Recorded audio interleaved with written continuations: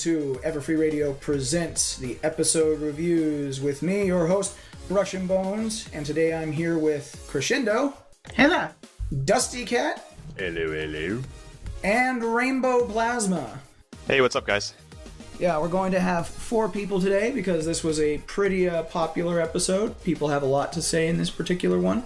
And we're going to go ahead and try ourselves a new format today. I'm going to go ahead and summarize the entire review for you, and then we'll give our discussion points. So, this episode is Season 3, Episode 7, Wonderbolt's Academy. It's the episode you probably have all been waiting for. You've heard the rumors about it. And it is probably one of the biggest episodes featuring the character development of Rainbow Dash.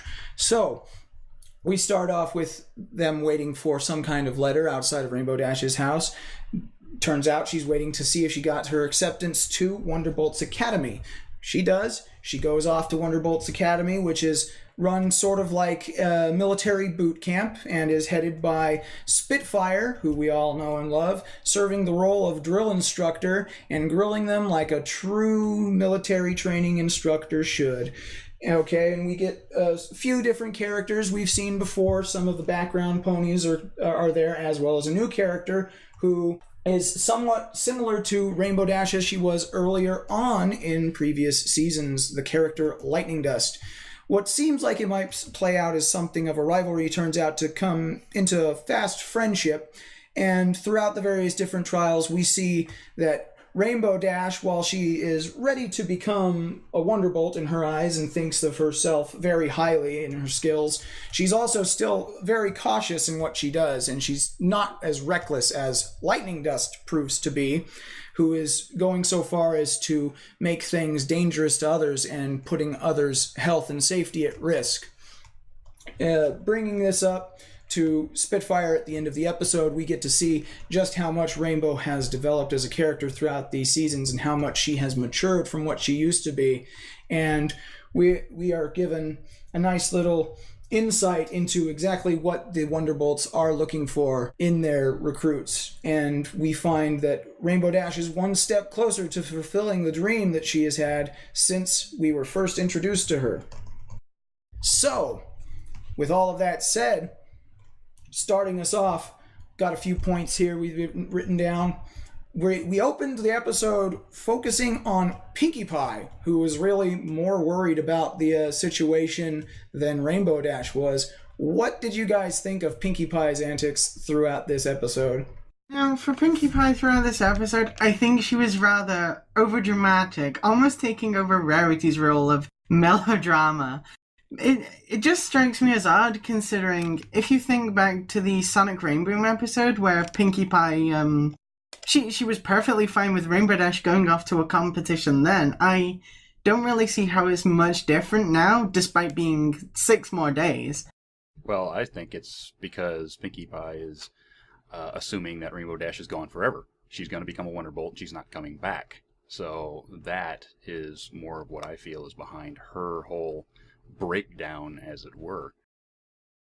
Rainbow, what about you? Well, I kind of just saw it as comic relief. I mean, I guess if you look at the character, that was a good point you brought up, the fact that during the Sonic Rainboom, she wasn't really caring that much. But yeah, I guess she just kind of played comic relief in this episode, whereas the other characters were very straight-faced, even Rainbow Dash herself. I myself kind of noticed that her antics, while they seemed like they were something that Pinkie Pie would do, they kind of seemed over-exaggerated. Even for Pinkie Pie, she was really, really bombastic in her desire to show Rainbow Dash her support and make sure that, you know, and her worry regarding whether or not Rainbow Dash is going to be able to live her dream, and going so over the top as to bounce around, not stay still, scream, pull out a megaphone from nowhere just to remind Rainbow Dash to be sure to write, and as we see throughout the rest of the episode, literally being too afraid to leave her mailbox for 3 days in a row just in case she winds up missing Rainbow Dash's letter. Actually, in those scenes, I thought that they went on just a little bit too long, the mailbox scenes. Because all that could have been said probably with 2 less scenes, and we would have gotten more Wonderbolts, which is what I was really waiting for, was more Wonderbolts. But anyway, it's I understand that it was used as the gist of getting the girls into danger, basically getting them to go to the Wonderbolts Academy to put them into danger. Plot device, essentially. A wonderful plot device, but it could have been said probably with 2 less scenes of Pinkie Pie going nuts. But we got something fantastic out of those scenes, and that was when Pinkie Pie was going crazy and Applejack was talking to her. Applejack pulls this face where she looks at the camera, and she just kind of has this expression like, "Do you see what I have to deal with?" Oh yeah, I love that one. Moving on, Spitfire reappeared in this episode. This is one of only a few appearances that she's had. Did anybody else notice the difference in her voice? Yes. First thing I noticed is that's not Spitfire. What happened? I'm upset. I noticed a lot of controversy on the internet about Spitfire, not only her voice, but her personality as well. People are kind of up in arms. Well, I can understand. Okay, I can understand the personality. One, because if she's CEO of the base, she cannot show favoritism to any pony. For one, she has to be in control. She has to know what's going on in that entire base, from the plebes all the way up to her sergeants. So she cannot show any favoritism to Rainbow Dash, even though she knows her, or anybody else that she knows, because she's base commander and she's controlling this whole thing. Because if you do, then basically you're showing weakness. That I had no problem with that. Besides, you have to take into account the fact that, while a VA may put some of their personality into the character, ultimately, the character's personality is down to the writers per episode. Yeah, I can see that. Well, and it also kind of comes down to, what the character is called on to do. And now the question I did have is, Kelly Metzger is who voiced Spitfire in this episode. Now, she isn't the original voice actress, is she? Is she an actual different voice actress, or has she just put a different spin on the voice? Because I don't seem to recall right now who the original voice was if it wasn't Kelly Metzger. Would have to look that up, but it was so jarring that it had to be different. Mm-hmm. Or they asked her to do it differently, one or the other. Well, and I could definitely get the feel that they wanted her to go for more of the drill instructor approach. In fact, I actually think that because of the fact that Spitfire has actually been shown to us before, we've gotten familiar with Spitfire from a civilian perspective in earlier episodes, that perhaps it might have been a better idea if Spitfire had not actually been the drill instructor. Maybe it would have been a better idea to introduce a new character, just a guest character even, for the character of the drill instructor. I know that it would have been a great opportunity if they really wanted to emphasize the military aspect of it, to get Arlie Emery to do a guest voice. That would have been too jarring for little kids. Well, and the only reason I say that is because there was an episode of SpongeBob SquarePants, which is also a show on Nickelodeon, which is generally targeted towards kids, where SpongeBob and Patrick accidentally go to a prison camp when they were attempting to go to summer camp, and the warden, it's run like a military prison, and the warden there is voiced by Arlie Emery. And I think I might be pronouncing his name wrong, but I'm not entirely sure. You mentioned the fact that you wanted to see a new character introduced there. I would actually disagree with that, because I feel like with the world that they've created so far, through 3 seasons, 50 plus episodes, I actually prefer to see characters get developed a little bit more that we haven't seen. I would prefer to have a Spitfire in this role, regardless of whether there's a different voice. I understand there's problems there, but I like the fact that they put Spitfire in this role, because it's a character that we've seen before. And I mean, I guess we could have 50 characters that are kind of developed, or we could have, a handful of characters that are really developed. I'm actually on the fence with this one, because while I agree, I think it reinforces Spitfire's character. It lets us know basically that she's the leader of the Wonderbolts. She's the one who runs this all. But the whole difference in personality from the past appearances we've had of her compared to this one, that's what makes me kind of to the other side. So I do sit on the fence with this one. Like I said, it was rather jarring, but you have to remember that in those prior episodes, basically she was with the public, right? Public services. Services. So basically she's the face of the Wonderbolt. She has to be happy and friendly with the public. In a military situation, I'm the boss. This is how it's done. If you don't do it this way, get the flank out. Absolutely, absolutely. That's exactly what I was going to say. And I would actually put her, like, I don't know, in my headcanon, I'd put her personality somewhere in between the two. Obviously, she has to play up the fact when she's in public, and maybe she plays up the fact of the drill sergeant when she's, running these kind of camps. Well, and it being so similar to a boot camp, of course, boot camp is flat out the harshest part of the military. It is when you have the strictest instructors, the strictest set of rules and regulations, and it is very much do as I say or get out, and no questions asked. So I can definitely see where in a public persona, and I've actually had this because after graduating from basic training when I was in the Air Force, it's almost like a complete 180 when you actually become an airman, when you've graduated out of being a trainee and you've gone off to do your tech training and you get your job and you start your job. And for me, I spoke with the MTI who I had as my instructor during my basic training, and he actually said his personality shift, it was so different. He was soft spoken and he was really calm, not overbearing in the slightest, and compared to the drill instructor, military training instructor personality I'd seen my entire time during basic, that was jarring to me. People jump to the fact that suddenly Spitfire is this crazy person who's, drilling them and all that different stuff. But I think that was something that she not necessarily put on, but something that she had to do for the boot camp. I'd hardly call her crazy because the things they have to go through in this episode, they are things that the Wonderbolts will legitimately have to go through. Especially if they're the emergency force of Equestria. You can't have people who will flunk and fail if, you're in an emergency.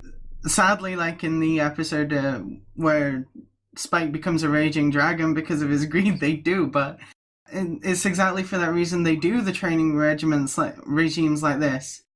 I'd like to point out how powerful are Rarity's legs then, because follow me here. In the Sonic Rainboom, when she's falling, she ends up kicking and basically almost knocking out the Wonderbolts there. Aren't they supposed to be able to recover from that? So how powerful are Rarity's legs here? She uses them a lot because she has to stand on her hind legs a lot in order to do all of her sewing every day. So maybe she's got more powerful hind legs. But moving on from Spitfire specifically, we didn't get to see any of Soren in this episode, which led me to also wonder the design of the training camp at this Wonderbolt training camp mountain that's been apparently carved out of the top of this mountain with this training camp up at the peak. It has lots of different buildings, lots of roads. It seems to have people there. So it seems like this training camp is used for more than just the week-long training camp, or perhaps there are in fact more groups of trainees undergoing the same thing at the same time as Rainbow Dash's group. And I was just curious. I myself thought maybe the reason we didn't see Soren is because since Soren is like Spitfire, he's one of the big names in the Wonderbolts. Is Soren perhaps off doing the drill instructor thing with a different group of trainees in one of the on a different side of the training camp or at a different building? Well, that's what I got. I got that each of the major Wonderbolts is off with their trainees doing their thing. So basically, this set of trainees, Rainbow Dash's set of trainees, is under Spitfire. And then if you take a look at the pulled back shots, there are at least 50 Pegasi somewhere on that mountain, not just the 6 or 8 that Rainbow Dash's flight has. Yeah, there were a lot more than just Rainbow Dash's group, so there has to be other stuff going on at the same time. What do you guys think, Rainbow, Crescendo? Okay, I cannot express how disappointed I am that Soren was in this episode, because anyone who knows me personally knows I love that character.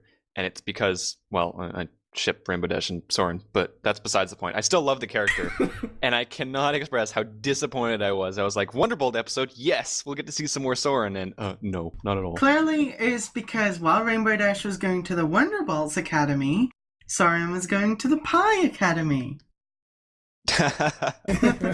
You mean the Equestrian Culinary Institute of Arts? Yes.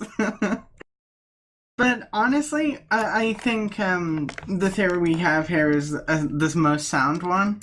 Just because, as you say, there's clearly about 50 or so Pegasi we see in this. And it would make sense for each teacher each Wonderbolt in the... Sorry, let me rephrase that. It would make sense for each, head Wonderbolt to take a small group of Pegasi, rather than all of them taking them at once. It gives them a little more of a personal bond with their students. Yeah, well, and if it's anything like actual basic training, you don't take every single trainee you get for that month and stick them all in one gigantic auditorium and have one person teach them. You're divided into companies or flights, and you're taught by different training instructors throughout the course of your training. So I pretty much figure Soren was probably here, but we just didn't get to see him. He was probably off training his own group of trainees. I don't care how sound it was; it still sucks. Yeah.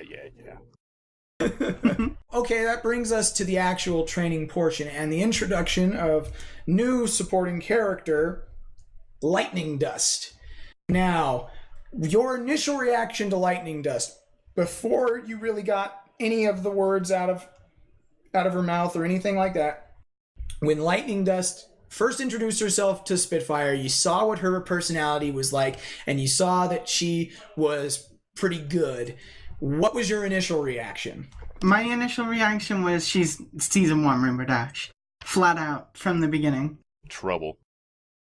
I didn't get that season 1 right at the beginning. I agree with you now that I've seen the entire episode, but my initial thought was perhaps that they'll have this character be in some ways better than Rainbow Dash, or just doing better in general, which would cause Rainbow Dash to somehow have to reassess or come to terms with the fact that you can't always be the best or something like that.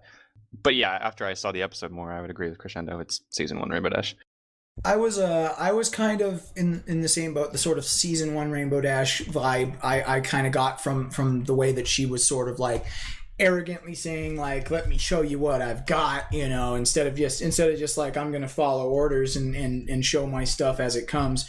But I kind of got this feel watching the old Genndy Tartakovsky cartoon Dexter's Lab. They had 2 episodes throughout the course of the show. One was called Dexter's Rival, and another was called Dee Dee's Rival. And in each of these episodes, we get the introduction of characters who are like our main protagonist. In Dexter's Rival, we are introduced to Mandark Astronominoff, who is, of course, he becomes something of an ongoing antagonist throughout the thing, but the entire thing was that he's just as good, if not better, at the stuff that Dexter does, and he's become this sort of force that Dexter has to contend and compete with. And the same thing goes with Dee Dee when she meets Lala Vava and they're competing over ballet in her episode. It's sort of a rivalry setup, and that's the feeling I initially got from Lightning Dust, was that they were going to set up this sort of rivalry thing where the two of them were going to be button heads and competing against one another for the glory of being the best. I will say that's the same initial thought I had. I had worries that she was going to be, as Dusty Kaz says, trouble for Rainbow Dash. I thought she was going to be malicious and actually try and sabotage Rainbow Dash's attempts. I had the idea that this was going to, as soon as she was introduced, and I saw that there was an even number of Pegasi, that they were going to pull a Top Gun, where you had the wingman.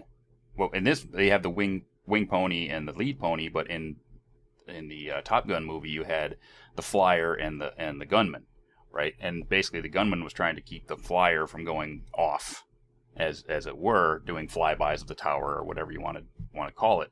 And halfway through this episode, you start getting Rainbow Dash trying to rein her in, sort of like what happened with Goose before that character was killed in that movie. Yeah. Okay, so how did your initial reaction hold up to the actual progression with the character when the Lightning Dust actually shows that she actually likes Rainbow Dash a lot, and they get along and they've got these sort of similar mindsets? And throughout the course, as the episode progressed and we saw more of what Lightning Dust did, her actions throughout the episode, like the idea of creating the tornado in order to clear all the clouds, or setting the whirligig device to maximum in order to make herself maximum dizzy. How did your initial impression hold up versus the actual character progression? I definitely think this part was the biggest part of the episode for Rainbow Dash's characterization, because, as I say, it feels like Lightning Dust is Season 1 Rainbow Dash, and as the episode goes along, Lightning Dust gets more reckless, whereas Rainbow Dash is like, whoa, stop it, you're being crazy here. And it's like Rainbow Dash has progressed from where she was to where she is now, to being a more thoughtful and caring character for others, whereas she's still a bit reckless, that's for sure, and she still has some ways to go, but it's progression, basically. So yes, I think I definitely still feel that Lightning Dust is basically Season 1 Rainbow Dash. It was like looking into, I think she ended up developing into a character that Rainbow Dash could look into a mirror. Okay, this is what I used to do. Oh my god, how much of a real flankhead was I, a year ago? Yeah, that was a really cool thing that they had. I like the fact that they took the friend route as opposed to the like faux rival thing, because that way it didn't portray Lightning Dust as like a villain. They didn't say this person's evil or trying to sabotage or whatever. They were friends and they were generally the same personality, and then little things came up and it forced Rainbow Dash to really dig deep, as opposed to just like, well, this person's evil, obviously I'm in the right and they're in the wrong. She was like, okay, well, I can see the little things there that she's doing wrong. I definitely think Lightning Dust could have been a likable character if she was less reckless, but of course for the episode to have been the episode it was, she had to be reckless. I'm so biased though, because I liked Rainbow Dash since the very first season. It just kind of happened. That's why I have half my username is half of her name, but I don't know. I have a hard time I know I'm supposed to like kind of dislike that character, but I have a really hard time doing it because I liked Season 1 Rainbow Dash anyways. So it's like, how do I not like this character? I think any fan of our show already knows that I'm a huge Rainbow Dash fangirl, so I think I can agree with you on that. And, okay, so as far as Lightning Dust goes as well, what did you guys think of her addition in the episode, as far as being this character who is apparently nearly as good as Rainbow Dash, if not better, considering the fact that, like, for example, during the recovery test, when Rainbow Dash hops on the little whirligig and gets herself dizzy, and she has a recovery time of 6 seconds, and, that's a new record. And then Lightning Dust does the same thing after specifically saying set it to maximum, and she manages to pull off 6.5. You kind of have to ask yourself, well, how fast would her recovery have been if she hadn't had it set to maximum? Is it possible that she is actually a better flyer than Rainbow Dash?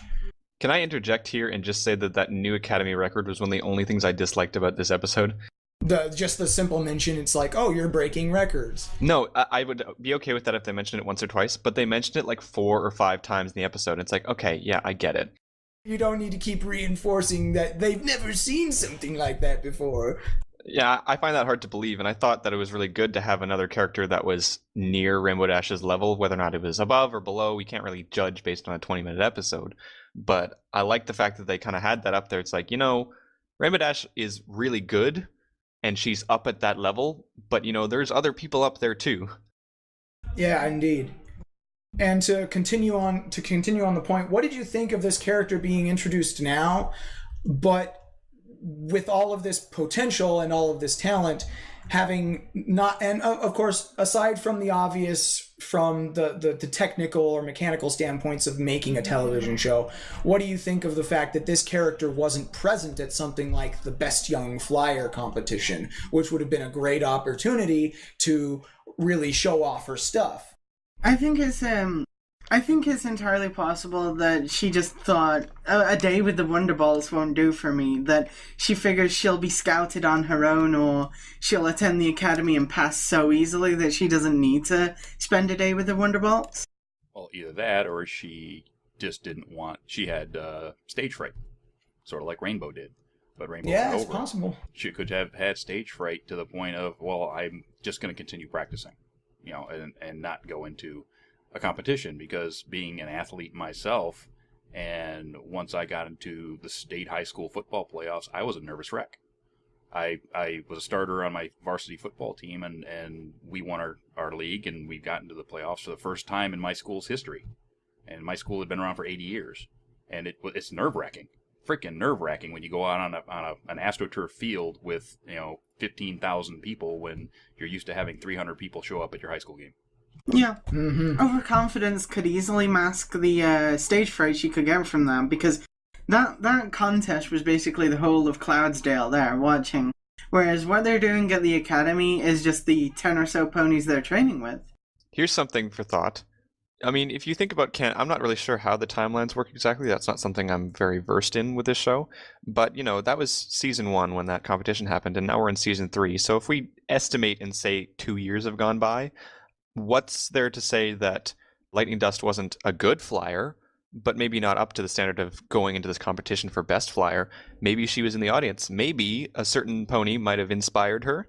Which brings me to another topic that I felt should probably be addressed. We have seen the Sonic Rainboom performed 3 times throughout the series now. One time being specifically on command when during the Canterlot wedding. Now, what do you guys think of the fact that nobody ever brings up the fact that Rainbow Dash has accomplished a Sonic Rainboom not once, not twice, but 3 times? I think it's possibly because it's not recent, it's not on people's minds. Yeah, she may be able to perform a Sonic Rainboom, but there's a lot that goes on in Equestria. It's entirely possible that a lot of things have just been on every pony's mind.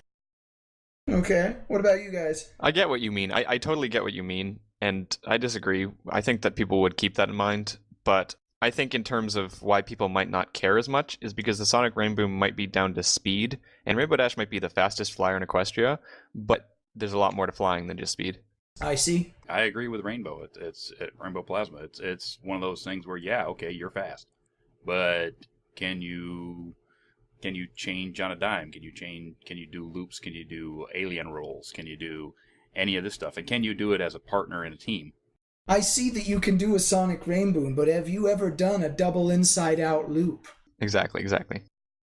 Okay, and so finishing up on the opinion of Lightning Dust and sort of being brought back into the whole thing with Spitfire's attitude in this episode, what did you guys think of the way that Spitfire seemed to be unaware of Lightning Dust's reckless behavior? Do you think that was actual obliviousness as it was portrayed in the show, or a more of a clever test of Rainbow Dash's character by kind of acting like they weren't aware of the reckless behavior? I don't think she was oblivious at all. At all. I mean, I think she was surprised during the Dizatron that she would crank it up to 11. I think that past that point, every time something risky came up, you saw her eyebrows go up every time. I think that she was thinking about it from the time they started chasing flags all the way through. I think she was very akin to what she was doing was actually dangerous. Yeah, I'm of the opinion that she was just waiting for Rainbow Dash to say something so she could have her bring it up rather than Spitfire herself bring it up. But she also didn't. I'm of the opinion that she wasn't aware because she didn't see the things that are happening. I mean, giving 3 examples: the time that they went through the logs to grab the flag, the time that they busted through everyone else to take the lead, and then the tornado. All 3 times, Spitfire didn't see them. The first time, she didn't see them go through the log. All she saw was they brought back a flag in, I don't know, record time or whatever they'd say. The second time, when they busted through, all Spitfire saw was that they came out first and the other ones were having trouble. She specifically had to look through a telescope to see the other people. And then the third time with the tornado, she wasn't even present. She was just like, oh, wow, you used a tornado? Did it work? Oh, that's cool. I also think that this is an entire parody of the whole the action cop movie thing where there's a reckless cop and a sane commander, and the whole, you're a loose cannon, you've got to turn in your gun and your badge, is like a reverse play of that. I was kind of of the opinion myself that Spitfire may have been aware of the reckless behavior of Lightning Dust initially, perhaps just from keying into Lightning Dust's attitude initially, that she was eager to prove herself and eager to show that she had the skill and stuff like that. It's one of the reasons why I think that Spitfire made Lightning Dust a leader instead of a wing pony, essentially, because of the fact that I've seen in several occasions, not just in the military, but in several other group activities, where someone who is commanding a group of people will basically take somebody with talent who is not quite mature enough, or perhaps not quite responsible enough, and give them a position of responsibility and maturity in order to see if they're able to rise to the challenge and rise to commit themselves to the responsibility required and the maturity required for that role. I think that perhaps Spitfire wasn't oblivious to the recklessness, and she got her chance to show that come the end of the episode when she gets on Rainbow Dash's case about storming out before giving her an opportunity to speak.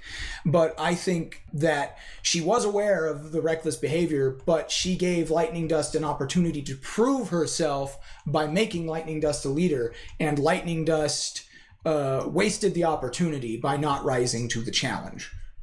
Pretty much agree. That's the way I saw it, as Spitfire giving Rainbow Dash the opportunity to prove herself as a wing pony in what was going on, whether she could rein in her leader or not, and Lightning Dust basically getting the lead and whether she would let it go to her head, which she did in the end.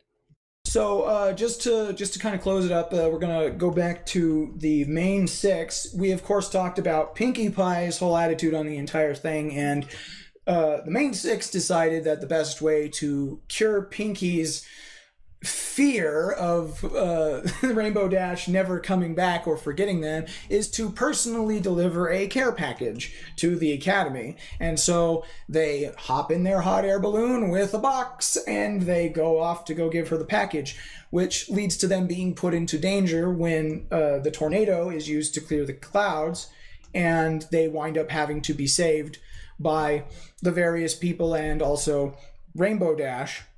What do you guys, first question is, what do you guys think was in the care package?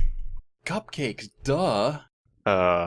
Exactly my thoughts. Probably some sweets from Sugar Cube Corner, maybe. I don't know, maybe Twilight packed in a bug for Rainbow to read at night. Applejack would, of course, give her some apples. I don't know, but Rarity would have probably put some form of article of clothing. I really hope there wasn't any food in that, because that package got destroyed.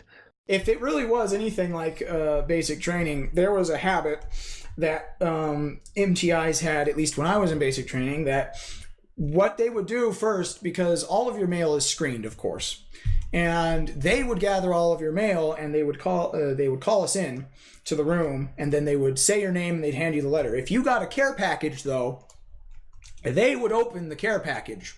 And if you had any candy, they would keep the candy, and they would eat it in front of you.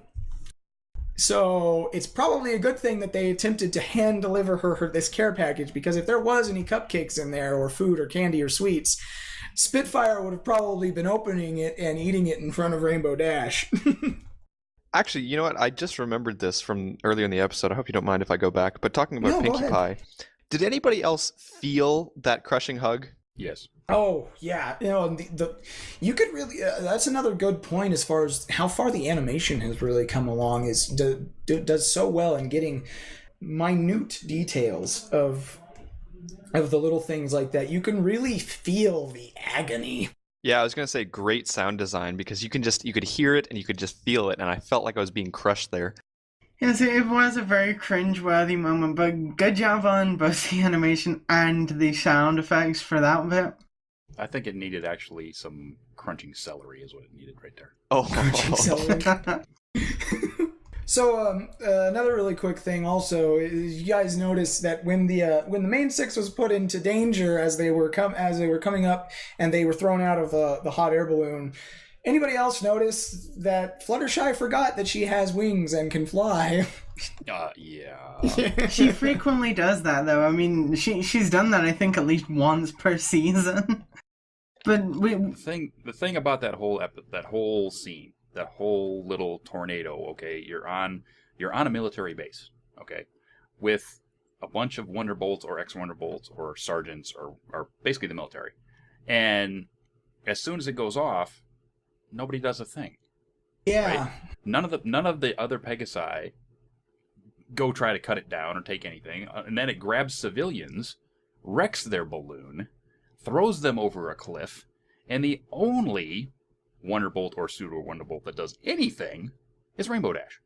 No cadets, no Wonderbolts, no nobody. The only one who's doing anything is Rainbow Dash.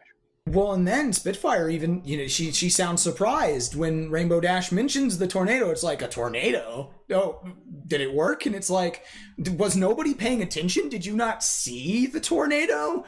Yeah.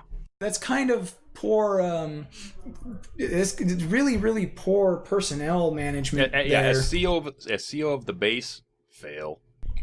Big old fail check mark right there. Kind of got to wonder where the security police are in that situation too. I was spending too much time signing my pictures. They weren't even pictures of herself, so it's like, what exactly was she doing? Alrighty, so basically wrapping it up, just one quick thing. What did you guys think as far as the end of the episode?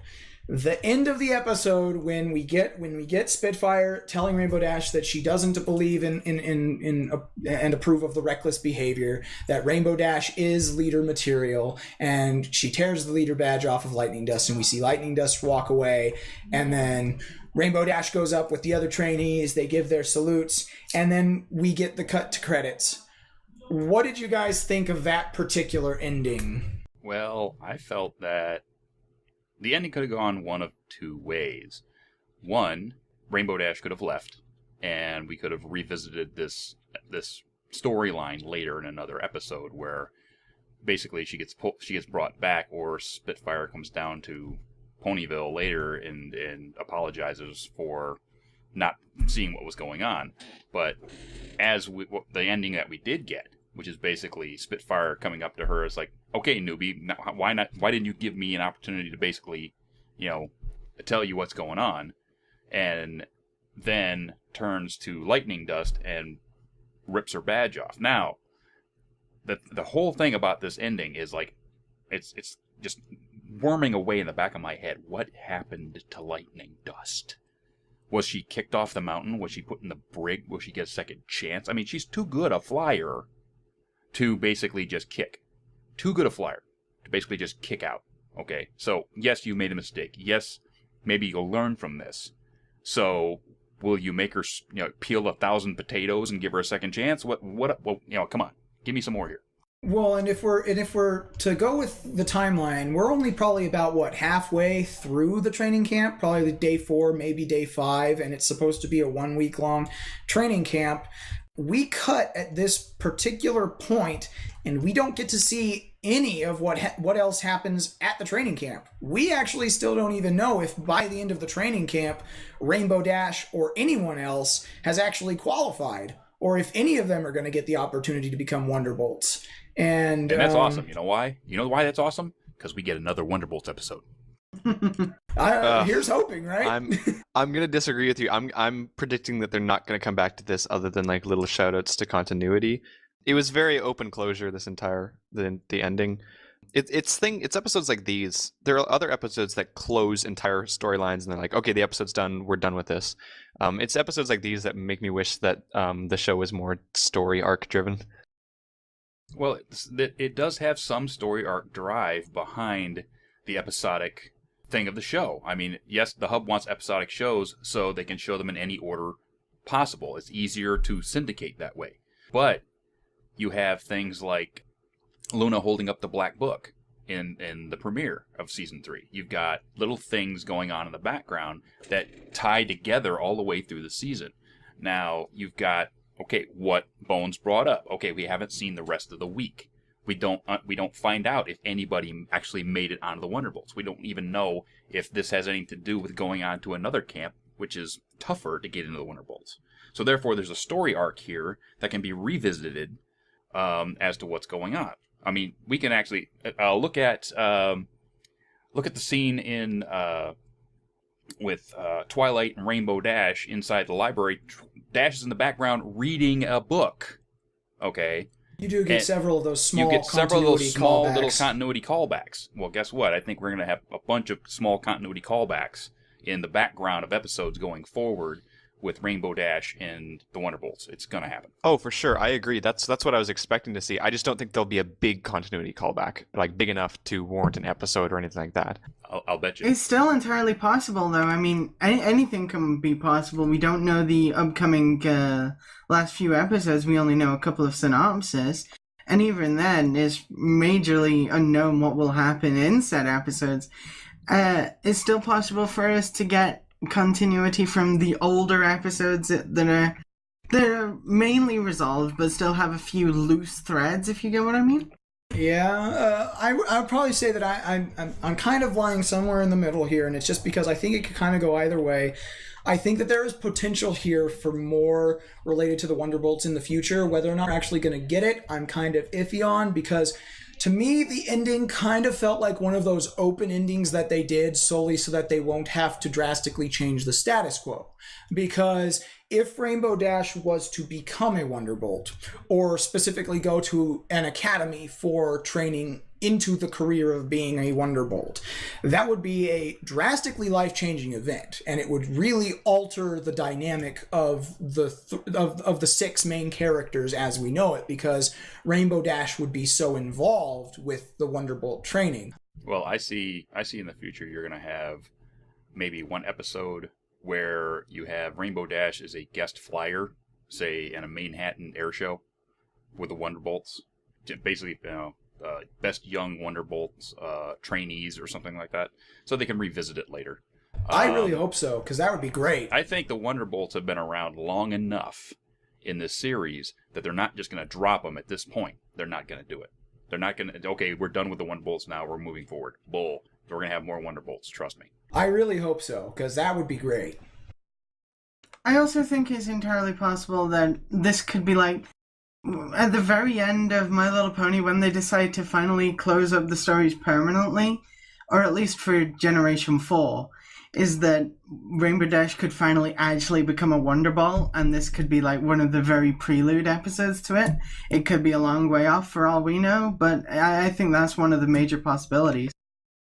I'd be surprised if she didn't, to be honest with you. Yeah, I'm 100% certain that by the end of the series, we'll definitely have the ponies have accomplished their dreams in some way, shape, or form, and Rainbow Dash, more than likely, she'll be a Wonderbolt when everything is finished for good.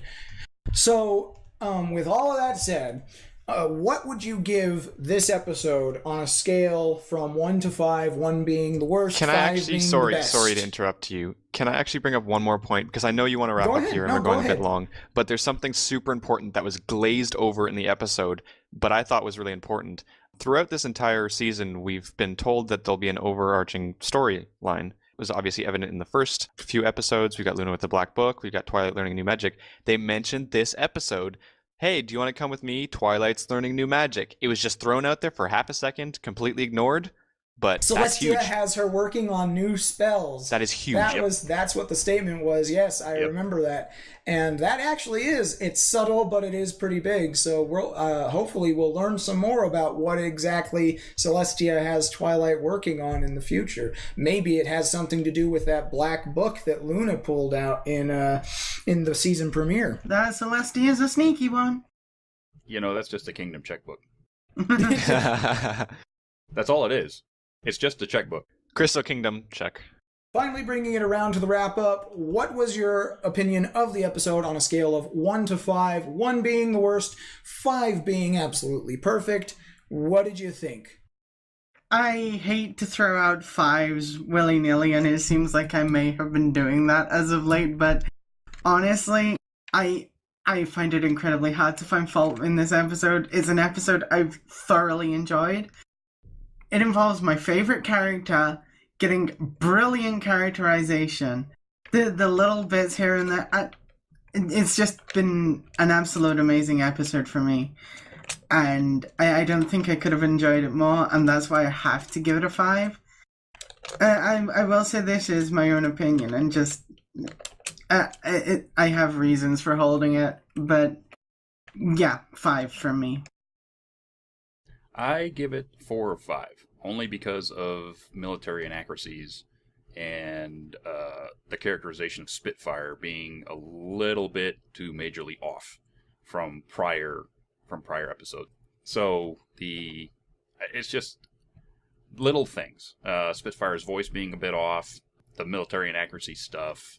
But I'll give it a 4 or 5. I thoroughly enjoyed this episode. I've been looking forward to it for 2 seasons, and it didn't disappoint me at all. And the only reason I take that star away is for little itty bitty nitpicking things. Okay, well, I'm so biased, it's ridiculous. So normally I'd give this episode a 5, but I think stepping back and looking at it from like a technical point of view, I'd probably give it a 4.5 for the exact same reasons that Dusty Cat did there. I would probably be in the same boat. I'm going to go ahead and say that I'd give it a 4.5 out of 5, mainly because, same thing that Dusty said, there were some military inaccuracies. They didn't seem like they wanted to go full way into the military aspect of the training. It was kind of light here and heavy in some other places. Spitfire in general and the entirety of the actual Wonderbolts who were present, the sergeants or the drill instructors or whatever you want to call them, seeming to kind of have their heads in the clouds, no pun intended, when it came to certain things like the danger, like the tornado and stuff like that. No response time when civilians have been put in danger, and a few little technical issues. Aside from that, though, I really liked the episode. I thought it was a great way of showcasing the development that Rainbow Dash got, especially the type of development that we got from her in stuff like Season 2, especially with the episode when she's looking for her pet, because that was an episode that really kind of showcased the reckless behavior of Rainbow Dash when she was putting out so many tests for these pets to have to pass, all culminating in that race down the ravine, which was basically just one huge thing of danger. And her reckless behavior results in her being injured in that exact same environment, and she winds up going with the slow, steady tortoise as her pet, the slow, steady, cautious, loyal tortoise. And that development is really showcased here when we get to see Rainbow Dash, a more mature, more responsible Rainbow Dash, paired up with Lightning Dust, who is the mirror image of her former self. So aside from the little tiny technical issues, 4.5 out of 5. Really good episode, lots of fun, and I thoroughly enjoyed it. You know what? I'm going to put another 0.5 onto mine. I'm going to go 4.5. You know why? Why? Mustaches. Mustaches. We have had a pony with a mustache in just about every episode this season, and I, for one, can give that a big, huge thumbs up. So, more ponies with mustaches, please. More mustaches. I honestly want to see some more full-blown beards. Well, I think it's safe to say that at least the mustache thing isn't a prickly issue. And with that note, folks. and with that note. With that note, we're going to go ahead and sign off. You've been listening to EFR Presents, our episode reviews, Season 3, Episode 7, Wonderbolt's Academy. With me have been Crescendo. Hey there. Dusty Cat. Yeah. And Rainbow Plasma. See you guys. Leave your comments here on YouTube or on our webpage, depending on wherever you are watching it. Feel free to contact us at any of our given emails or me at brushandbones.everfree@gmail.com if you have anything to say. And we hope to see you next week when we give you the review of Episode 8. See you there.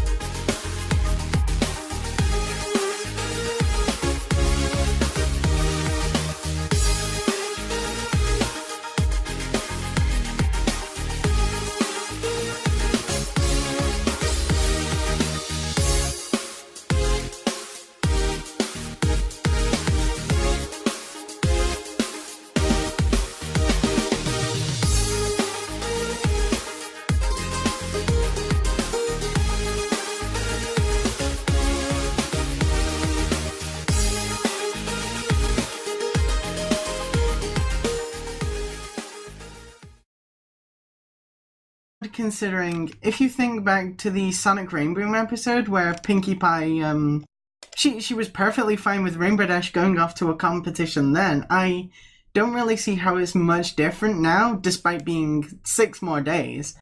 Well, I think it's because Pinkie Pie is assuming that Rainbow Dash is gone forever. She's going to become a Wonderbolt, and she's not coming back. So that is more of what I feel is behind her whole breakdown, as it were.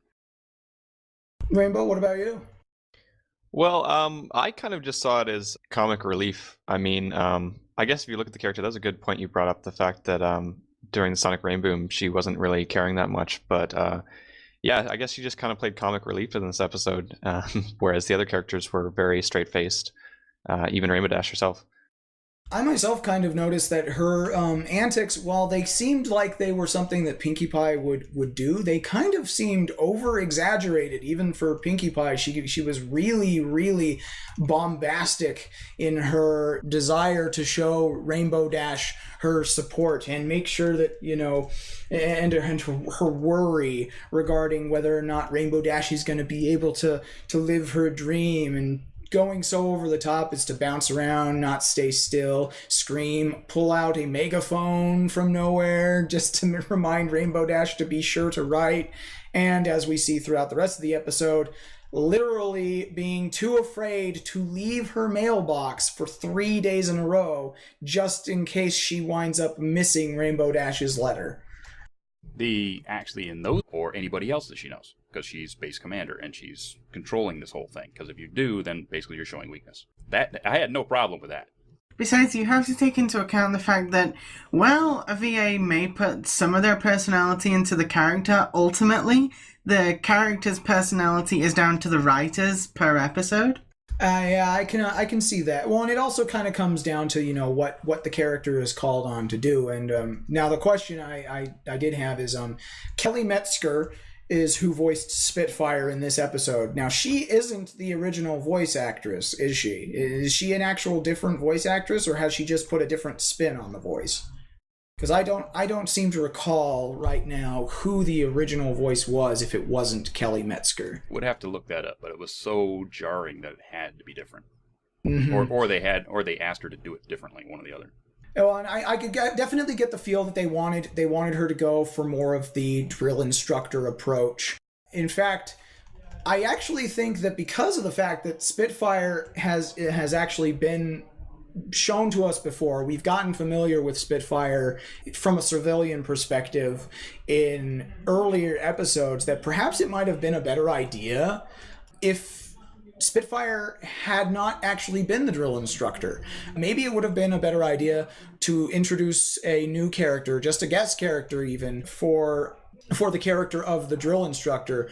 I know that it would have been a great opportunity if they really wanted to emphasize the military aspect of it, to get Arlie Emery.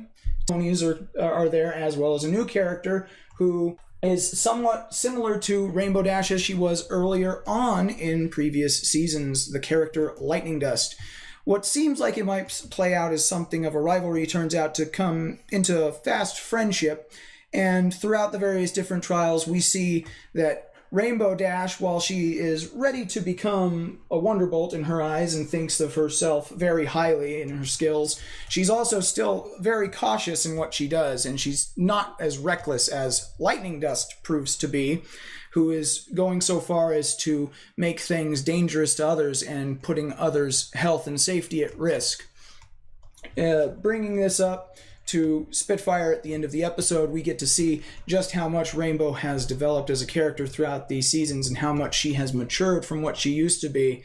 And we are given a nice little insight into exactly what the Wonderbolts are looking for in their recruits. And we find that Rainbow Dash is one step closer to fulfilling the dream that she has had since we were first introduced to her. So, with all of that said, starting us off, got a few points here we've written down. We opened the episode focusing on Pinkie Pie, who was really more worried about the situation than Rainbow Dash was. What did you guys think of Pinkie Pie's antics throughout this episode? Now, for Pinkie Pie throughout this episode, I think she was rather overdramatic, almost taking over Rarity's role of melodrama. It just strikes me as odd. Scenes, I thought that they went on just a little bit too long, the mailbox scenes, because all that could have been said probably with 2 less scenes, and we would have gotten more Wonderbolts, which is what I was really waiting for, was more Wonderbolts. But anyway, it's I understand that it was used as the gist of getting the girls into danger, basically getting them to go to the Wonderbolts Academy to put them into danger. Plot device, essentially. A wonderful plot device, but it could have been said probably with 2 less scenes of Pinkie Pie going nuts. But we got something fantastic out of those scenes, and that was when Pinkie Pie was going crazy and Applejack was talking to her. Applejack pulls this face where she looks at the camera, and she just kind of has this expression like, "Do you see what I have to deal with?" Oh yeah, I love that one. Moving on, Spitfire reappeared in this episode. This is one of only a few appearances that she's had. Did anybody else notice the difference in her voice? Yes. First thing I noticed is that's not Spitfire. What happened? I'm upset. I noticed a lot of controversy on the internet about Spitfire, not only her voice, but her personality as well. People are kind of up in arms. Well, I can understand. Okay, I can understand the personality. One, because if she's CEO of the base, she cannot show favoritism to any pony. For one, she has to be in control. She has to know what's going on in that entire base, from the plebes all the way up to her sergeants. So she cannot show any favoritism to Rainbow Dash, even though she knows her.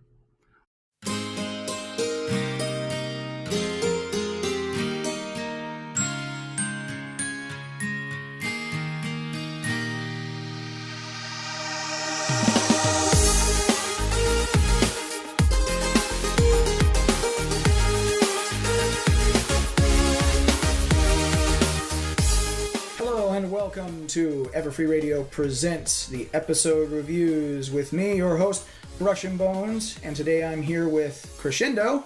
Hello. Dusty Cat. Hello. And Rainbow Plasma. Hey, what's up, guys? Yeah, we're going to have 4 people today because this was a pretty popular episode. People have a lot to say in this particular one. And we're going to go ahead and try ourselves a new format today. I'm going to go ahead and summarize the entire review for you, and then we'll give our discussion points. So, this episode is Season 3, Episode 7, Wonderbolt's Academy. It's the episode you probably have all been waiting for. You've heard the rumors about it. And it is probably one of the biggest episodes featuring the character development of Rainbow Dash. So, we start off with them waiting for some kind of letter outside of Rainbow Dash's house. Turns out she's waiting to see if she got her acceptance to Wonderbolt's Academy. She does. She goes off to Wonderbolt's Academy, which is run sort of like a military boot camp and is headed by Spitfire, who we all know and love, serving the role of drill instructor and grilling them like a true military training instructor should. Okay, and we get a few different characters we've seen before, some of the background